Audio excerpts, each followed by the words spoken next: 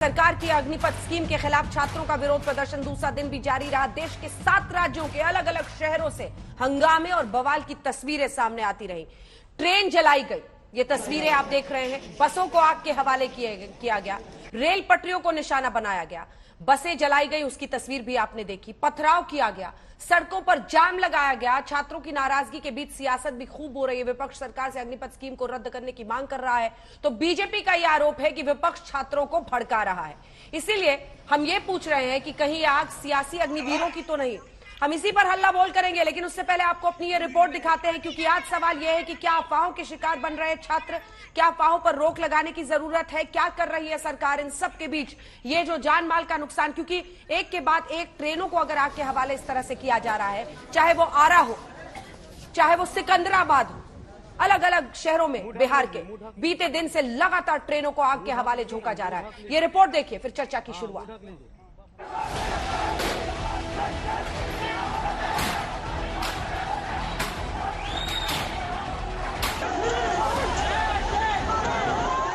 धू कर जलती ये ट्रेनें गवाही दे रही हैं कि अग्निपथ स्कीम के खिलाफ आंदोलन में अब विरोध और हिंसा का फर्क मिट चुका है।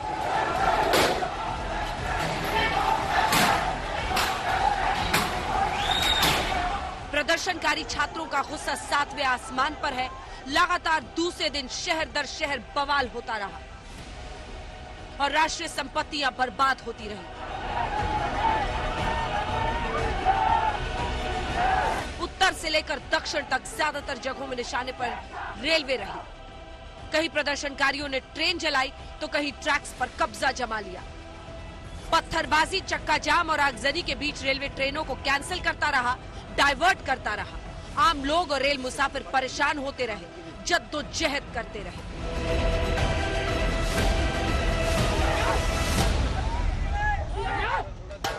सब बच्चों को लेकर के आए, सब परेशान है एकदम। 8 बजे से है ना, हम लोग फंसे हुए हैं यहाँ।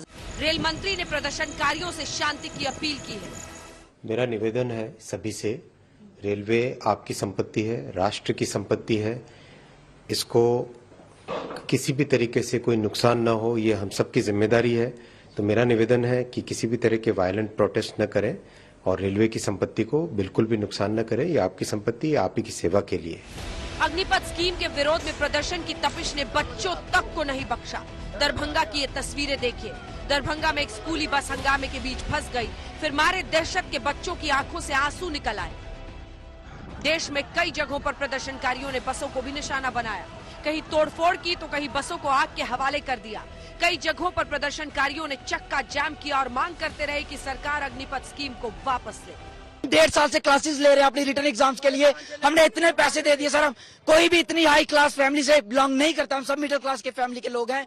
सर हमारे साथ ये धोखा हुआ है। हम यही चाहते हैं हमारा एग्जाम जल्द से जल्द हो और उसके बाद सर जो टीओडी लागू किया है सर, इसको निरस्त किया जाए। सर हमारी मांग है कि इस योजना को वापस लिया जाए, परमानेंट भर्ती की जाए।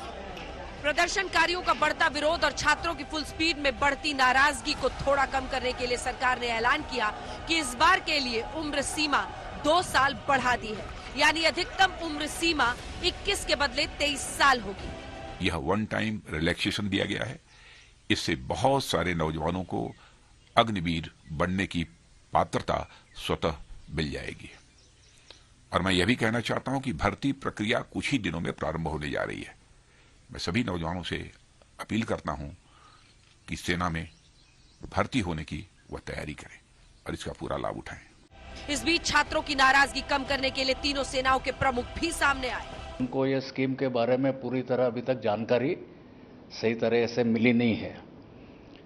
एक बार ये समझ जाएंगे पूरे स्कीम के बारे में तो उन्हें विश्वास होगा कि यह स्कीम न सिर्फ युवाओं के लिए बल्कि राष्ट्र और भारतीय थल सेना तीनों के लिए फायदेमंद और जरूरी है। इस चेन से नौजवानों को फायदा होगा। मुझे भरोसा है कि युवा बड़ी संख्या में भर्ती के लिए अप्लाई करेंगे। वायुसेना की भर्ती प्रक्रिया 24 जून से आरंभ होगी। ये फैक्ट है कि हमने कैप लगाया कि 25% only will be taken forward. ये तो is purely dependent upon merit. अब किसी भी एग्जाम या किसी भी स्कीम में आप जाओगे तो कंपटीशन तो होगा ही, तो उसमें the best will get selected and we will continue.